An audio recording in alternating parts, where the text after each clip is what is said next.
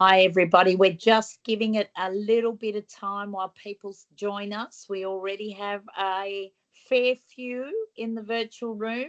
Give us another minute and we will make a formal start. Thank you so much for joining us.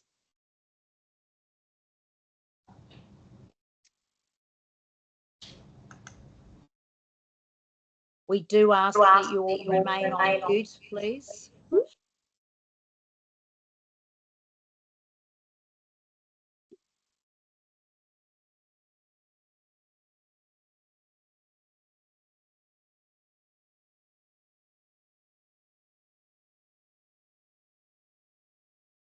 Okay, well, I might make a start. It's great to see so many people that are known to the Settlement Council of Australia.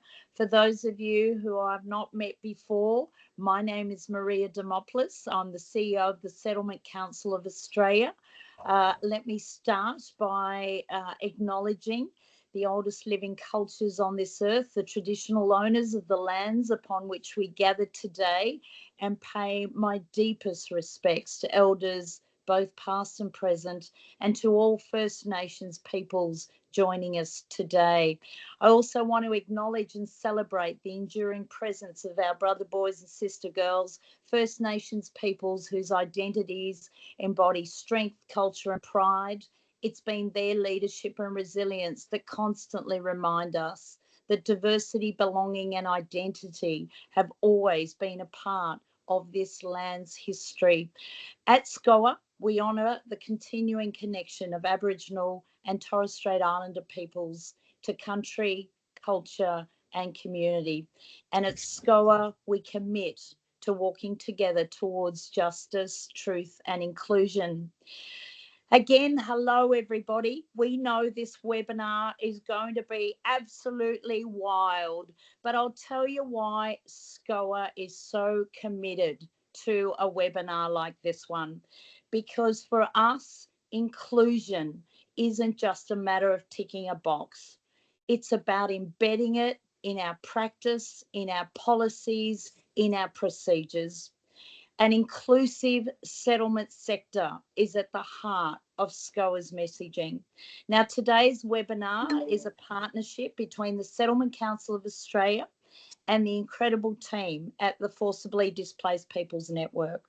Together, we are really shining a light on the experiences of LGBTQI+ forcibly displaced people, exploring how our services can better engage with honesty, with transparency, with care, and of course, with practical action. I'm honoured to be moderating this important conversation today.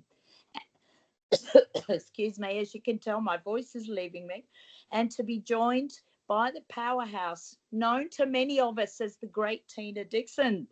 I'm going to hand it over, though, before I say too much more about the background, to our colleague and our team member at SCOA, and of course, Kumpel. But Iga, I'm going to hand it over to you to take us through today and to formally introduce Tina Dixon to us. Thank you all for joining. Thank you, Maria. I would also like to acknowledge that I'm joining from the Ngunnawal country in the ACT. Thank you so much for joining us this afternoon, and thank you for being here and taking the time out of your busy days and calendars to join us at this very important webinar. And I would like to thank especially those joining us with lived experience of being a forcibly displaced LGBTQIA+ person. And I would like to acknowledge the tireless work that goes into leading the way and advocacy and raising awareness and pushing for change. A couple of weeks ago, we have circulated a survey to ask you about what you'd like to learn from this webinar. Thank you so much to everyone who has taken the time to engage with the survey, and your responses have helped shape this webinar today. In this survey, we ask about what barriers you and your organizations encounter in engaging with LGBTQIA+ forcibly displaced people. And the key two barriers were access to funding and resources and lack of training and staff awareness. So we're hoping to address those today. Before we get started, I would like to introduce our guest speaker, Dr. Tina Dixon. Dr. Tina Dixon is an early career academic, advocate, and social policy professional with experience in advancing LGBTIQA+ equality, refugee protection, and responses to gender-based violence. Tina's doctoral research focused on the lived experiences of queer and trans refugee women, exploring narratives surrounding their displacement and continuation of violence. Her research has contributed overlooked realities of queer displacement into trauma theory, gender studies, refugee studies, and queer theory. Together with Dr. Tina Dixon, with Dr. Renee Dixon, Tina co-founded the Forcibly Displaced Peoples Network. Thank you so much for supporting us, Tina, and for sharing your knowledge and experience with us and the sector. Before we get started, just a couple housekeeping notes. You're welcome to keep your camera on if you're comfortable and please keep your microphones off if you're not speaking. We have allocated time at the end of the webinar to address as many questions as we can.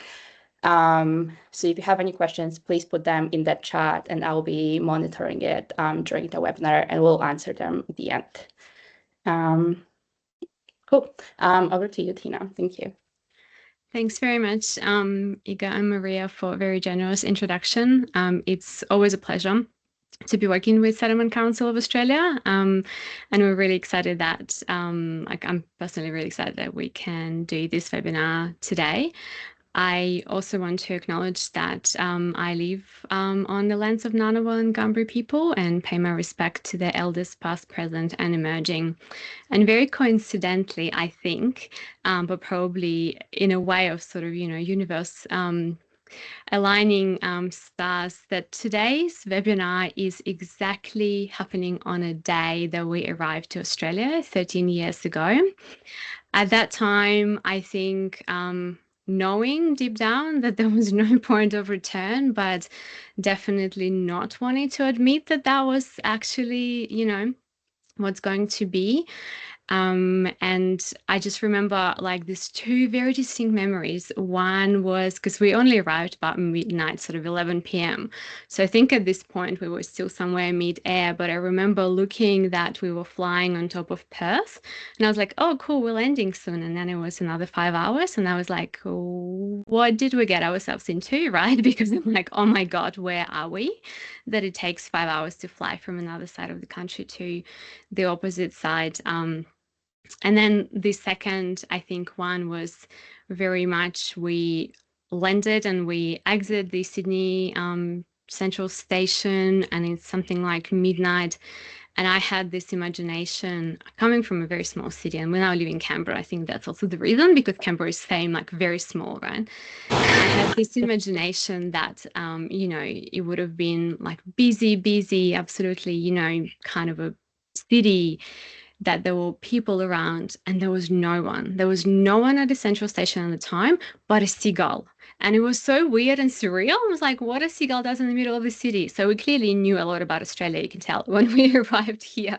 But I mean, now, 13 years after, it's really also, I think, for me, it's a special moment to know that we've come from, no attention to services, to the community-based services, a lot of also pushback, because we came before marriage equality was reality here. Everything, it was focused on, let's fix things for citizens first, before we even try to kind of think, to actually doing the webinar today, when I know that all of you on a call, I do not need anymore to convince you why we should be working. There is a lot of interest. There's also been a lot of really, really good and positive progress and change in the sector. So kind of, looking back, I am both proud of, sort of work that we've done, but also I'm really thankful and proud of the sector, how much we've moved really in wanting to support people.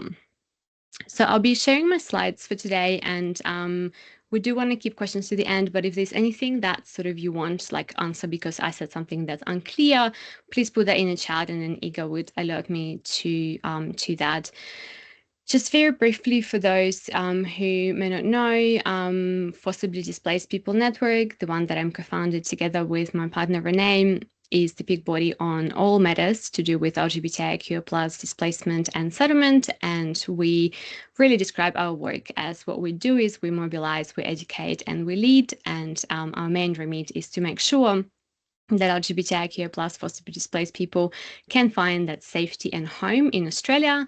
And so really integral part to that is working with settlement sector, but also broader community sectors in making sure that that capability is built for these sectors to assist people with settlement and really rebuilding their life. So what we're going to talk today is the why, the what, and the hows. So we're going to talk about why. So why really we want to move towards an understanding that supporting LGBTIQ+ forcibly displaced people really is a core function and a core service within the settlement sector. But in doing that, of course, we'll address these barriers. So what barriers still exist, which ones really persistent, and then how. So how do we then move away to address those ones, and then definitely solidify the commitment that supporting these particular communities is really core work for the sector. If you've ever seen me speak before or engaged in FDPN's training, we always say that LGBTIQ+ people have existed in every single culture and society throughout the history. This is a documented fact. We are not talking, of course, that people want, always celebrated. Well, no, there were, of course, countries or instances where they were not, but I think we are definitely talking about the fact that sexual, gender, bodily diversity is so inherently integral to the human experience that we really have to remember about that and recognize that for most part, it was First Nations communities, Indigenous communities across the world who also celebrated, but also that it was actually, British and Spanish colonization that brought those criminalizing laws that actually, exported the homophobia and transphobia as they were, colonizing the countries around the world.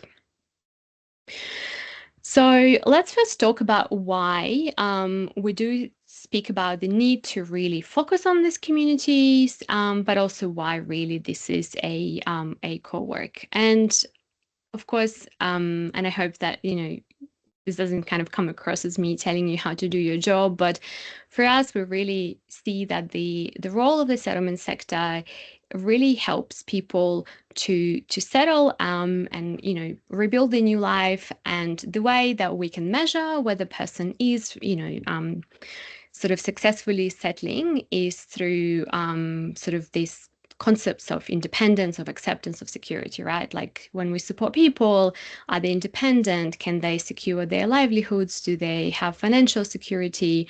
When we talk about acceptance, we talk about, is the broader community accepting? Are people seen? Are people's experiences represented? Where decisions are made? And we talk about security when, we talk about safety, we talk about, protections from discriminations, and so on and so forth.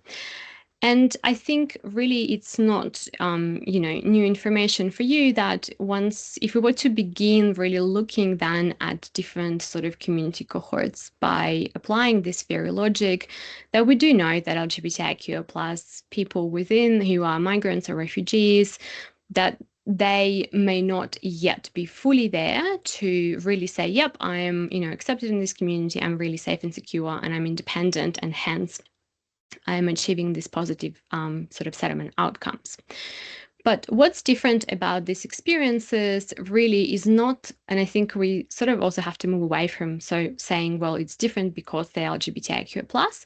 To me, we have to be really careful with our language because it's different not because of who people are, but because of kind of how systems are built to really police and not accept who people are. And this is a little bit of kind of, setting in terms of the context that we do have quite a lot of documented evidence that people do have more complex pre-arrival experiences when just the fact that they were LGBTIQ plus and would also sort of add that additional layer, especially if there is any legislative persecution, societal stigma. It is likely there was less support within the social networks, because we know the perpetrators of violence could also be families and communities, not just kind of state actors. I think what gets a little bit missed and not talked enough about is what that experience actually does to a person. And we need to understand that if we think from a point of view of trauma, we do have this cognitive change, right? A person was so much persecuted before by everyone, pretty much just based on who they are, that creates this lack of trust. So a person no longer thinks that they could trust anyone, that people would help, right? So, and then that would then translate into also service pattern sort of use, right? Service use pattern, because there's no default trust that just because there is a community service, that the service would be safe, would be inclusive, would be accepting, and would help them, right? It becomes sort of an onus on a service to really prove that back. And then, of course, sometimes that gets reinforced by the very actual ongoing negative experiences in Australia, whether we talk about discrimination, exclusion, or whether we talk about violence, as we found in the survey that we did in 2022, and that's on our website. It then also gets sort of I guess reinforced, and sort of people cannot really say, well, yes, I'm successfully fully settled, is because we still have no recognition of the community for most part. And, you look across the board, like you look at any LGBTIQ plus policy work, how many times do we mention that amongst LGBTIQ plus people, there are those who are migrants, refugees, right? Or we look at refugee migrant work, again, do we mention that there are those who are LGBTIQ plus, and becomes kind of this systemic invisibility all across the board. And then, of course, there are actual barriers or lack of services. But really what this all does is that at the end of the day contributes to a much worse settlement outcomes if we were to compare them to non-LGBTIQ plus peers. And so really, if we were then to think, okay, let's apply this for settlement services, what does that mean that LGBTIQ plus people can achieve independence? Well, if you were to ask yourself a question, does an LGBTIQ plus person get an equal opportunity to secure their livelihoods, right? Does the person have an ID that matches their gender and their name? Do they have safe and stable housing to even be able to kind of think about employment? And so, or if we think about acceptance, well, are they seen? Do we have these experiences represented? If we talk about security, are LGBTIQ plus people safe? Do we protect them from discrimination? And of course, I think in many instances, the answers would be no. And so that really shows to us, okay, so where really systems fall through that people cannot get that support. I think, and I'm hoping that really, even though we do say, that supporting these communities should be the very core function of settlement service, and I really hope that I don't need to convince you why it should be, but I did want to bring a few just kind of points to really frame it, to show that we already are operating in an environment that completely tells that, well, yeah, this is your core kind of demographic. So one of these, I guess, reasons is data. We always, as the refugee-led organization, get to hear, well, the community is really, really small. But really, the international evidence suggests that we've got from 3 to 6% of all displaced people being LGBTIQ plus people. The challenge within the Australian context is that the very Department of Home Affairs does not disaggregate this data, right? And even if a person, let's say, gets resettled based on social group, so there could be other groups, so it's impossible to sort of extrapolate, same with political opinion or other protection grounds. But we also start increasingly seeing some data coming out of Australia on just a broader number of LGBTIQ plus people before we even disaggregate, and kind of numbers are very comparable. And so if we were to put this on statistics, so for example, we took the available data from 23-24 financial year. So there was 16,000 plus offshore resettlement visas, about 18,000 plus of onshore protection visas, and then kind of, take broadly permanent migration. Well, if we were to sort of look then by, well, let's look at 1%, 3%, 6%, we then start seeing that, for example, just with the offshore resettlement, it could have been within 1 year up to 1,000 people, right, who came. And of course, look, this is like, I'm not a statistician, so this is just pretty much taking the total number and kind of showing you the percentages. Of course, that's going to vary and all of that. But I think that the argument that, well, the group is very, very small, kind of becomes really void, because once we try to put that, on the numbers that exist, and then once we try to think, okay, what's within the migration context, what's within, the onshore protections, that the numbers begin to adapt to really show quite a significant group of people. But then that begs the question. So if we say that for people to really settle, that acceptance is one of the key things, acceptance really starts with visibility. So if we actually never ask about LGBTIQ plus identity when we work with communities, are we just simply choosing not to see the very people who need services, right?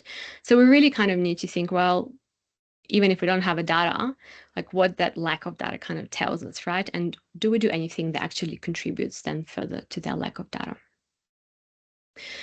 The other considerations for me in sort of saying that, well, it's really is the core of the settlement services, is 3 more things. And I think we also kind of don't get to talk about some of them. One is the government priority. And I think increasingly, and I guess tirelessly also on the end of FDPN and also many other advocates, we do have a recognition from the government that LGBTIQA plus migrants, refugees are a government priority when it comes to resettlement and settlement, right? A very basic example, when you were doing, or those who were doing the SETS tender applications a few years back, there was a very specific selection criteria question, right, which kind of signals the government wants to see that. The government sort of makes these statements when it comes to international arena and so on and so forth. Of course, we would want government to sort of act on saying that was a priority, whether that means, better supports for your sector or anything else. But it does remain a fact that the government is interested in making sure that, people coming to this country do achieve those positive settlement outcomes. Something that people don't get to think a lot about these days, but I think we actually as a sector have to start thinking about this, is the census that's coming up next year, but for 2 reasons. So for one, of course, census is this largest national data set. As of last census, we were only asking questions about person's sex. So whoever fills the census, say what's the person's whatever age, sex on the night of census. From 2026, we are changing the questions to, for the first time, begin collecting comprehensive data on LGBTIQ plus communities. So the question on sex is going to be changed and reworded to what was the person's sex recorded at birth.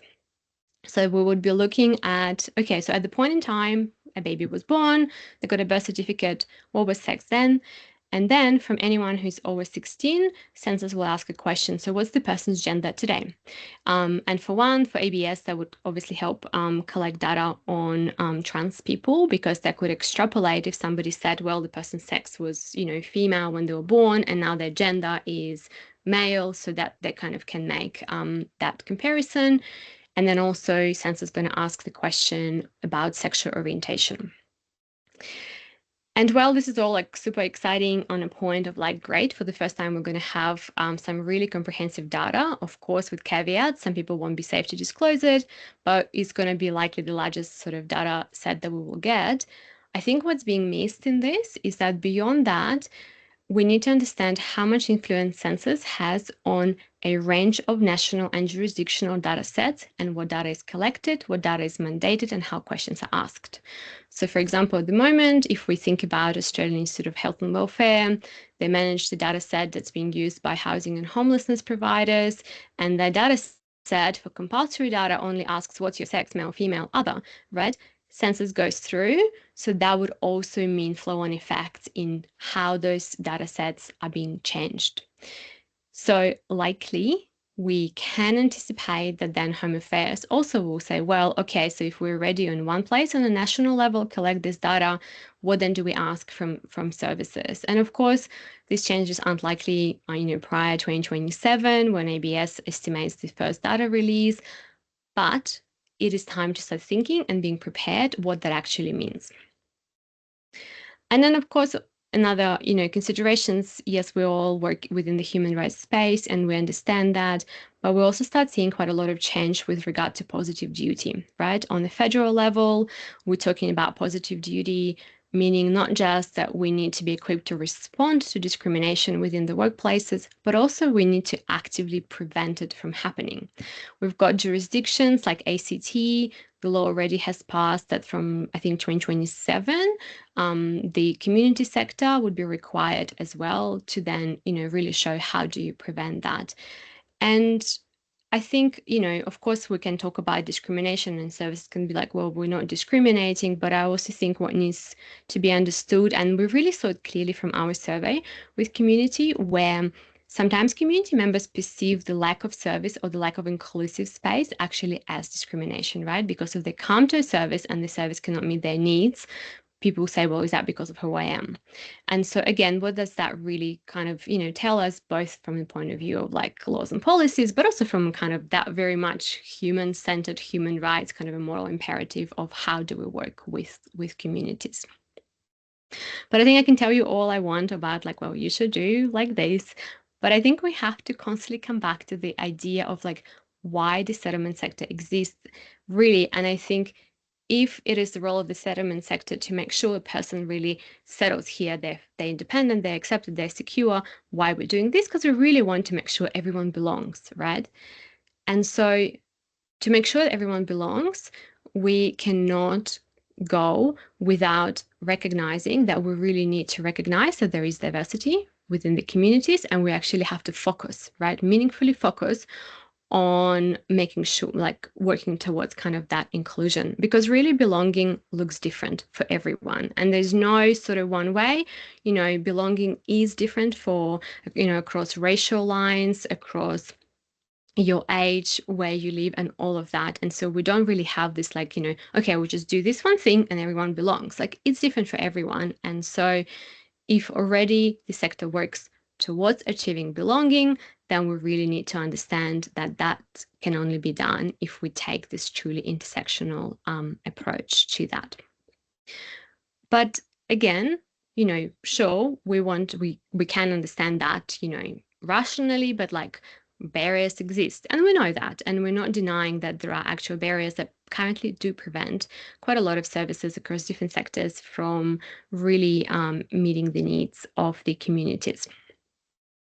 So with this survey that was sent, it was really, I'm really thankful that people did respond, because I think it's really useful to hear firsthand what you see as barriers and what your experiences are. And so what I did on this slide is I've collated sort of what we get out of the survey results, but also a few extras, what we sometimes get to hear when, we engage with a lot of organizations for training or, for any other reasons. In a way, I've grouped them across the two sort of subcategories, one called personal, but more towards personal bias. It's not personal that like, oh, it's not in my position description or something, right? It's more kind of like what kind of mindset and narratives do we bring into our work to then say that something is a barrier for either an individual worker or the service to not support or to not kind of begin supporting this community, and then what are the systemic barriers. So on this kind of a personal bias one, we do get to hear these things like, well, in our culture, and I'm like, yep, remember back to my slide, existed everywhere, so kind of not a legitimate one. Or, sort of along the same lines as like, I don't see color, I don't see gender. So it's like, again, can we please for once, like just once and for all unlearn this? This is very much, we have to really work on addressing kind of those biases that we have in ourselves. But there's a few that I sort of wanted to talk about, which is kind of placed for me in between this sort of personal and systemic. And the reason I'm placing them in between is because they could still address, like, have an underlying systemic issue of lack of resourcing, I don't know, overstretched workforces, lack of staffing and all of that. But in a way, they're still being fueled by those personal biases. And so some of this include, for example, I don't think we have any LGBTIQA plus clients. And so to me, that's like, well, then on a systemic level, your organization does not either collect this data or does not do anything that would actively communicate to the community that, you know, here's why we think you do have them, right? Like, here's why we save space, hence, you know, people can come to us. But I think on a very much on that bias level is people sort of not wanting to recognize, again, that sexual, gender, and bodily diversity is integral and is a part of every community, you know, really fuels that. Or what we get to hear, well, the cohort is too small to prioritize. Well, remember back to my slide, kind of not that. Or, you know, well, I'm really busy or overstretched to tailor my services. Or then, like, if I do tailor my services, then I'll need to tailor services for all the other diverse groups. And we're like, well, yeah, of course, because otherwise, you know, how do we actually making sure that people are settled properly? Of course, on a systemic level, and I do not want to sort of deny this, is that what we hear, and this is exactly what sort of came through this survey was, well, I do not know how, right, within sort of the confines of my job. And that in a way signals that lack of training and support. And then we also get to hear that I as a, you know, very specific caseworker or whatever NGO worker, I don't have influence over how services are delivered. And to me, kind of they all three come a little bit together, because I think in here we do need to see a lot of leadership and initiative from the top of the organization, you know, from the CEOs, from the boards that specifically say, well, yeah, we recognize that, you know, it is a core function of our service. We recognize that, sure, you know, we can't necessarily, and especially when we talk about, you know, services that, you know, you don't have the, I don't know, LGBTIQA plus specific case workers. So we do need that recognition, like, yep, we are mainstream service, but we still need to invest in that capacity building of staff. And we really need to understand that we do need to tailor those services. I think here it's also important to say that whenever we, like as an LGBTIQ refugee-led organization, we do training and we say, well, you know, you really have to make sure you meet the needs.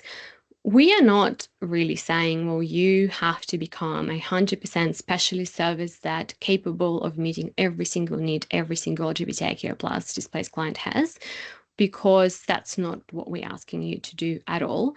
There's certainly stuff that requires specialization. You know, we're not asking you to be able to deliver gender-affirming healthcare, you know, or anything else. What we're specifically asking is that within the remit of your settlement service, within the remit of your services, you, one, able to understand sort of where, you know, the approach to service delivery would differ, and how you then can best sort of do that within kind of what you provide, and then what is then outside of the scope of your service, and then how can you then again make sure that you do have really good and active referral pathways, partnerships, and so on and so forth to refer person out, making sure that they would have that, you know, need met.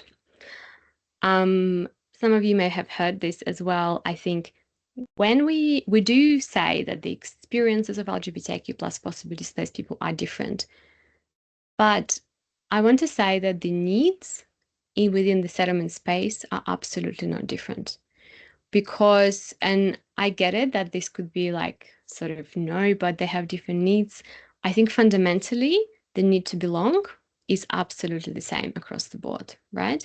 How we meet that need, sure, requires those tailoring approaches, but nothing that really LGBTIQ plus forcibly displaced people need from a service system are different, unique, special, right? To me, sometimes the language is actually used against the community, because it's like, well, it's too special, it's too unique, so it shouldn't be us kind of doing it, right? So I think this is where we sort of bring it back to, yep, we need that leadership, you know, from the top down, that kind of like, yep, we have the same community as anyone else.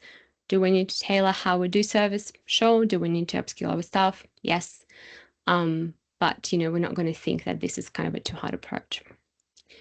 And of course, the last one, which I think came up as well in the survey as one of the top, was the lack of resources and funding.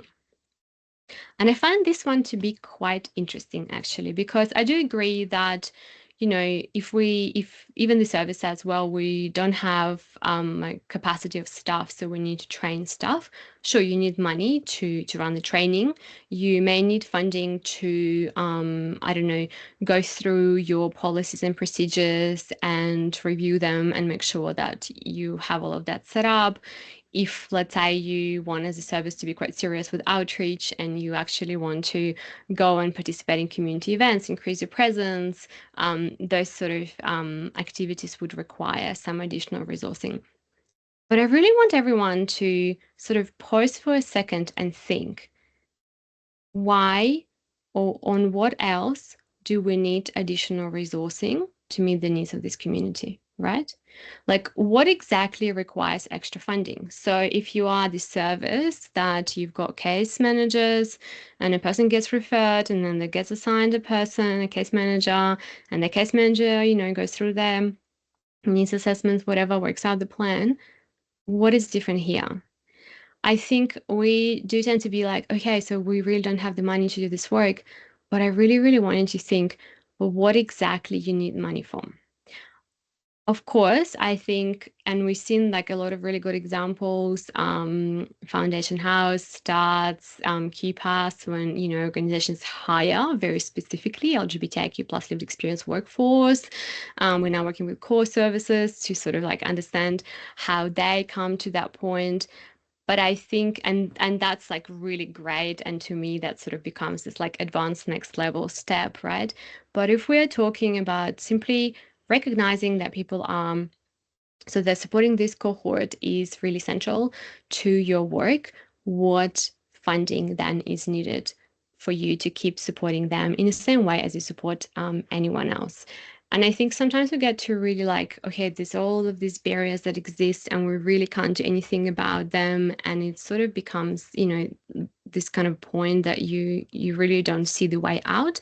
And I do really want us to kind of critically interrogate, well, are we like, is something really a barrier, or actually there are lots of creative ways to address it, and maybe the magnitude of that barrier isn't that kind of huge?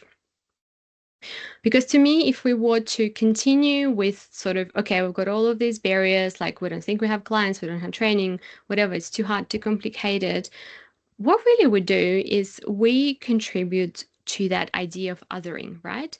Because if we think, well, the group isn't really kind of our business, needs are too unique, we inevitably reach the point when we start talking about this us, right? Or these people who we support, who are like core our target audience, and then there's them who we don't, and that them can often lead to dehumanization, right? If they're them, if they're different, if they're other, it's actually easy to then stop even thinking of people as human, of people as kind of relevant. And of course, like, I mean, this is an example from sort of a much more kind of systemic level, you know, when we talk about oppression and discrimination. But really, that kind of narrative then begins justifying exclusion, right? We kind of tell ourselves, well, you know, okay, that's not for us, so hence we can continue sort of doing that. And I just sort of want us to like think that maybe, you know, we need to really understand that sort of some, I guess, little actions when we choose not to, we choose kind of not to do training, or we choose not to tailor services, maybe in isolation, they're kind of these little steps, but kind of cumulatively the impacts become quite pronounced. So if we think about the house, but before we do that, I think I wanted to kind of come back to this idea that the settlement sector really, you know, works to achieve that belonging for people. And I really like the work of John Powell on belonging and othering. And I think what we always kind of have to keep in mind is that when we talk about belonging, we are talking about not just sort of the inclusion, right? But really what belonging means is that having that power to shape the spaces that you are in. And sometimes I think we do mix inclusion and belonging as kind of a one thing, but they're quite different. And let me make you like a quick example. So if you think about gardening, so if we were to think, kind of apply the concept of inclusion to gardening, right? You want to grow some plants and veggies, and to take an inclusion lens to it, it means you plant all of them in the same soil because all plants are welcome there, right? You water them identically, you fertilize them identically, right? And you expect to see kind of all plants thrive. But, if we think about belonging in this space, we know that, you shouldn't be watering succulents as often as you should be watering any kind of other plant, right? And so you would also, put them in a different soil and you would tend to them differently. And you really understand that like that one size fits approach doesn't work. And then, even if your garden kind of comprises of all of these different plants, you still work with them kind of differently to help them grow. Or for those people who don't like gardening or like me keep forgetting to water plants and that they die regardless of my kind of theoretical approaches to them, we can also think of inclusion and belonging through the idea of party. So take an inclusive approach to a party. Everyone comes in, everyone's welcome, we'll sort of supposedly have a good time, but you're not allowed to like ask to change music or to say, well, can I move this, chairs here because they're not comfortable for me? No, because we're kind of like, well, everyone's in here. Belonging is really when people can say, well, that music, maybe can I play another one? Or, can we sort of make sure space is accessible and sort of not say just on a kind of blanket level that like, well, it's good for everyone. So what does it really mean in settlement services is, of course, that inclusion is definitely the first step, right? We do need to make sure that we actually actively want to include people. We want to create the welcome space. And then in doing that, we start thinking, okay, so what then really needs to change in our service system? Kind of where do we start and where at the moment it doesn't exist? But it doesn't stop there, because what else is required is that connection, right? We don't assume that people are going to come to services, feel safe, just want to engage with us. We actually actively show them, right? Like we show that we make them visible, we make them seen, we kind of show that we are in this together. We have an active intention.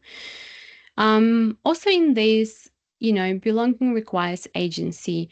We partner with the communities. We not just do this like top-down approach to them. It's like, well, we think for you to belong, we need to do these 3 steps. So we're going to do that, whether you like it or not. We actually actively work with community. And then, of course, we recognize, right? We offer this recognition. So we're normalizing it, we're naming it, we're celebrating it. We're kind of letting community take space really fully. And to me, this is where we do hear quite a lot of people like, well, we can't, I don't know, say about anything about LGBTIQ plus people because are the clients going to be upset about it? Well, your clients would have been really upset if other services were incredibly racist to them, right? And I'm like, and we don't want that to happen. And we work with those services to make sure that they're not. And so this is really the same. I think it really just requires that stance to be like, no, in our service, everyone is going to be treated equally, and we're not going to tolerate this. And let me, work with you to really explain why it's in the interest of everyone that, everyone is actually there, seen and visible. And I think we really have to sort of start thinking like, what is, like, if the end goal of the settlement services is that people do belong, what does that mean? And sort of how do we just take a little bit of that, ask those questions, kind of take the critical approach to make sure that we work towards this community, being a part of the broader community.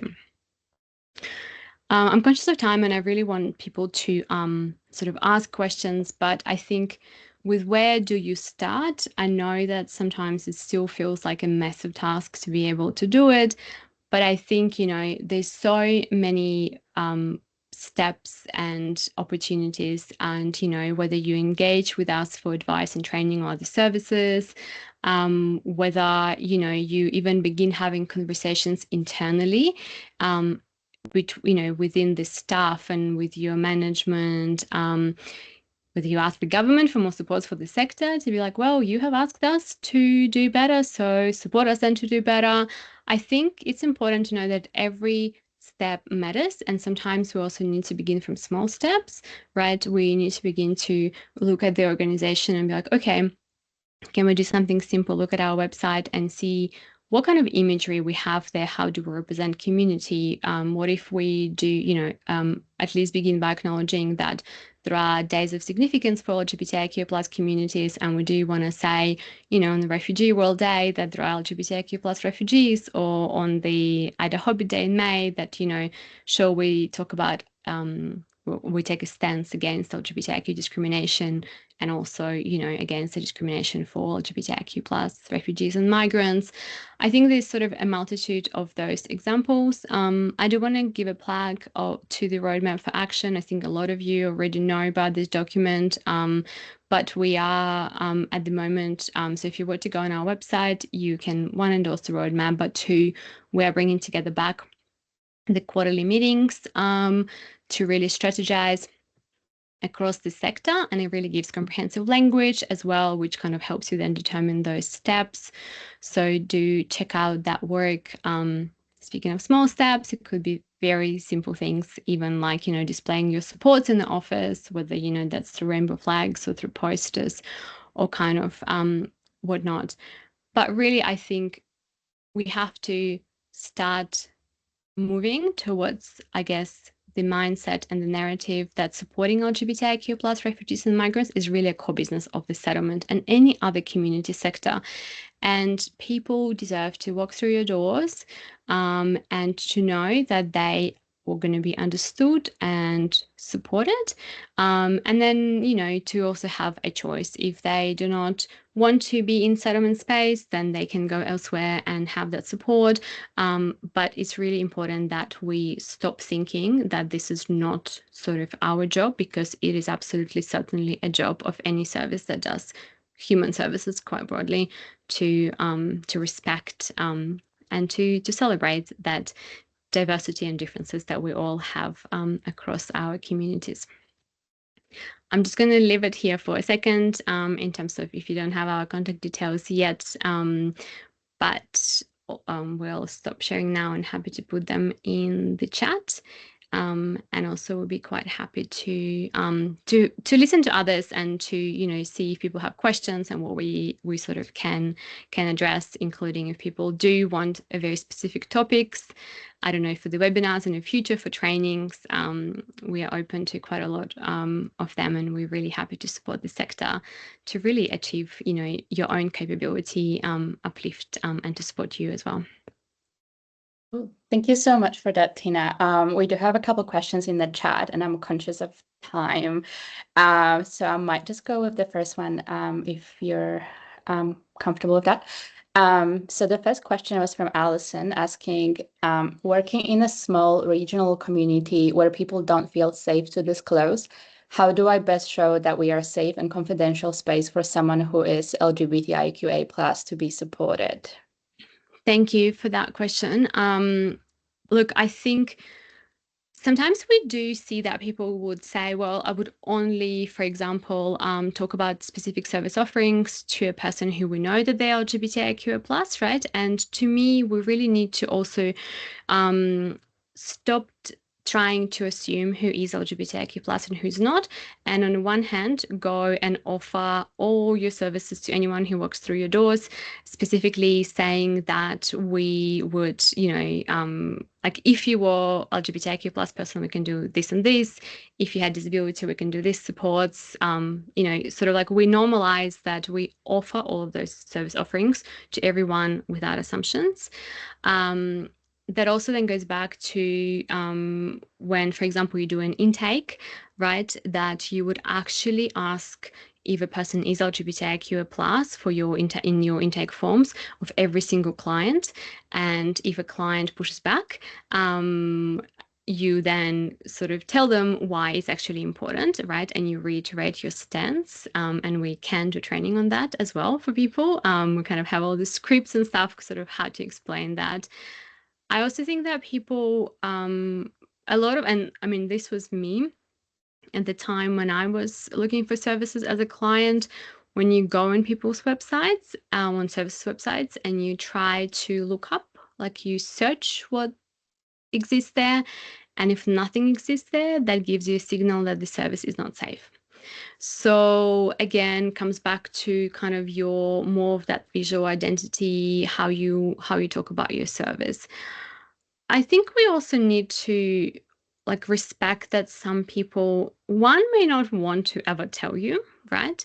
Or maybe they come to your service and actually their needs are completely not connected to LGBTIQ plus kind of experience, right? Maybe they come and then just be like, well, I need, like, I don't know, even like if I need counseling, but it's like I'm not struggling with my identity or experience, right? Like I need counseling for different reasons. And so we need to recognize that it is like those disclosures will happen at a time when those clients want them to happen. But again, they can only happen if we have these broad conditions that signal to people that if you were to disclose, you're going to be understood, accepted. We're not going to judge you. You're going to be safe here. We're going to work with you to meet your needs, right? And then we then again come back to normalizing it, that we're doing it across the whole of the service, regardless of which client is. And then, you know, that would give to those people who do worry about disclosing who they are, that will give them indication that they can when they choose to do so. Thank you for that. I think we have a couple questions left, but I'm also conscious that we have less than 10 minutes of the webinar left, but I will ask the second question from Anastasia. So Anastasia is asking, do you think it is time to emphasize, reframe LGBTIQA+ as diverse sexual orientation, diverse gender identity, diverse sexual characteristics when advocating for policies change? So often across services and corporate settings, LGBTIQA+ issues often come from goodwill or having queer community members being in position of authority to influence on LGBTIQA+ investment. Perhaps by shifting the framing, especially when government departments develop contracts and guidelines for providers, people understand their legal rights and really align to human rights pillars and natural justice. Currently, Department of Social Services and the NDIS encourage their contractors to capture LGBTIQA+ refugee status data through established guidelines. Without compliance and enforcement or further elaboration from the government, this may lead to more disaggregated data. What can we do to strengthen data? This is a very complex question. Thank you, but it's a really good question. And I think, yeah, I agree with this because we do need to recognize that LGBTIQ+ as a term in itself is a Western language, right? And there's sort of two sides to that. On the one hand, I think once you come to this country as a refugee or you seek asylum, you sort of forced or you choose to comply with that label because you need to be seen, right? Like if you need to apply for asylum as specifically based on the persecution as an LGBTIQ+ person, you need to use it to your advantage and strategically use that language. But on the other side, it's a Western language. Other countries, other cultures may have words that are different, that are more cultural, that are more expensive than the term. In other instances, they didn't have any, or they only had terms that were quite actually derogatory and sort of offensive.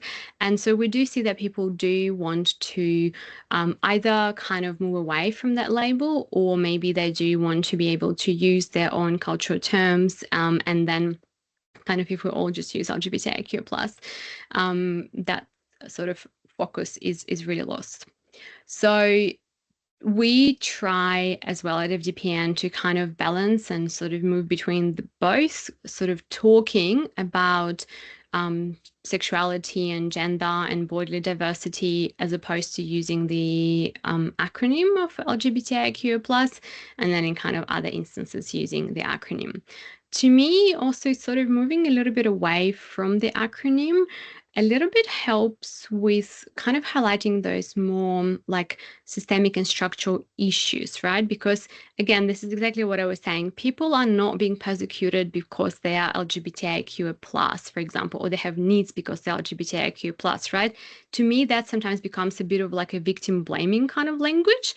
You know, what happens is that people are in the systems that are, you know, privileging, I don't know, patriarchy, systems that are inherently homophobic and transphobic, right? And so if we start talking about I guess, like the issues related to, or kind of the context, sort of talking more broadly within those terms of sexual gender diversity, that sort of helps kind of a little bit highlight that focus on systemic more than kind of personal. In terms of data, then I get it, that kind of becomes challenging, right? But I think with data, we then have to think as well that when we're collecting data, we're not collecting data for the sake of data, we're collecting data to make actual use of it, right? And improve the service. And so, for example, if you are delivering housing and homelessness services, right, it absolutely matters for you to know person's gender experience, right? It matters for you to know if person is trans or not, especially if you're thinking of putting them in shared accommodation. It matters to know sexual orientation because, for example, you would have a same gender couple, and so you need to know that again to place them appropriately. Does it matter for you to know for those services if the person is intersex? Probably not, right? And so you kind of like have to really understand and assess sort of how then we collect data, what we actually ask, right? With a view that we're going to use it. Like what we ask is not we're asking for the sake of asking and then no one else cares to kind of follow through. We're actually asking things that we will use to improve services. And so then this is where we can, move away from not like, let's say, only having a question like, let's ask, are you LGBTIQ, yes or no? And like, what if a person kind of doesn't even use the language? Maybe they say no, but we actually then intentionally create questions in a bit more kind of nuanced, different way by asking what we would act upon. Tina, I'm just, I am conscious of time, and it's probably why when Iga and I talked to you about hosting this webinar together with you, we understood an hour was never going to be enough time. And I know I keep saying to people, this is going to be one of many important conversations, because that's the point. This can never be a one-off, that we really need to be talking about how, as you rightly pointed out, we embed these things into our organisations. They're not an afterthought. I think that slide that really captured the point about this is core business. Now, there are so many questions here that are still, and a few of you have actually even texted me to say, this is so fabulous, we need more of it. I can see nodding around the virtual room. What I'd like to suggest, Tina, is, because obviously we've got only a couple more minutes left, people are also asking for copies of your PowerPoint. Tina, can I ask you, just in closing, what else could we be doing if we want more of this? Mm-hmm. What can you do for the sector in that sense together? How can we move this forward? Because this isn't a one-off. Thanks, Maria. And yes, I'm very happy to share the PowerPoint. I'll just do a bit of a different version for you, just so you kind of have a bit of more context. And I'll do that. I think in terms of what else we could be doing as the sector, it is important that we do create the spaces for, one, these conversations, two, for that actual very practical training by topics. And I think, I can run a session, that's like 3 hours and tells you like a million things you could start doing. And, that one, again, cannot be one off. And two, then, once like we talked about data today, that could be a whole separate point. We talk about, how do you then go and change your policies, procedures? That's like a whole separate thing. So we're very open to hear what actual needs of the sector is in terms of topics and kind of have those conversations. Yeah. Something that we at the moment also talk a lot as FDPN, as organization, is that we do want to move towards actually having members join our organization as organizational members, because that also could enable that space for those conversations, for advice, right? And importantly, for sharing kind of lessons, right, with each other. Because I think we have quite a lot now, and like this growing number of organizations who do cool things, who recognize they kind of do. We've got some who not do, kind of not yet there. We've got others who maybe do not want to be there. but we do really need to come together and to be sharing like what's hard, right? What worked, right? Like what we can do sort of differently. And I think we have to do that kind of in a spirit of curiosity and a spirit of learning, but also without sort of being worried like, oh, what if I say the wrong thing? Well, yeah, this is why we want to create a space when you can do that and we can unpack and then we can kind of help you move, right, with that. So I'm hoping that probably from early next year, we'll very specifically communicate if people want to join FDPN sort of as organizational members to have those conversations. We're very happy to run more webinars like these, but also with the roadmap for action in particular, I think it's slightly a bit of a different space because it's not so much on capacity building, but it's on the kind of policy sort of side. But I guess even people to be part of those conversations and again helps understand well what the actual priorities are. And I think lastly, I'll just say that really there's a lot of LGBTIQ refugee-led and migrant-led work happening across the country. And I do encourage, like, if you do have those groups within your jurisdictions, your states and territories, that you engage with them. And we as the peak body will really help you kind of have this broader, bigger picture because we're connected, all across community. And I think really moving towards that focusing and drawing on the lived experience and expertise is what helps you, because for all of us, I think we've been through your services and your systems. And I think sometimes it just, often it gives kind of a bit of a different viewpoint. And also in terms of solutions and kind of what's possible, right? Or kind of how the you best would kind want of insights, really, isn't it? The lived experience. Tina, can I just take this opportunity to thank you, not only for today, but of course for the incredible work that you do. You mentioned coming together, and in my view, this really is about, I look around the virtual room and we're all coming together, and I think with purpose and with intent. And whilst this is a start, it is an important start. We'll be pulling this together. Iga, we're going to be hosting this on our YouTube channel. I'm realising we have a YouTube channel, so check it out, folks, Settlement Council of Australia. And please, we've also got Dr. Renee Dixon speaking at our national conference. So if you haven't registered, do. Please, Sunshine Coast on the 19th to the 21st of November, a little bit of a plug. Reach out to us if you're wanting to talk further about that. Iga, I know you put a lot of work into the conversations leading up to today, so thank you. What a great team we have at the Settlement Council. Thank you to all of you. We've gone slightly over time, but truly I could have done another 2 hours with you, Tina, and still learnt so much. But we will get the notes out to you. Go well, everybody. Have a great afternoon. Tina, you're fabulous. Thank you. Bye all. Thanks, everyone. Bye. Thanks.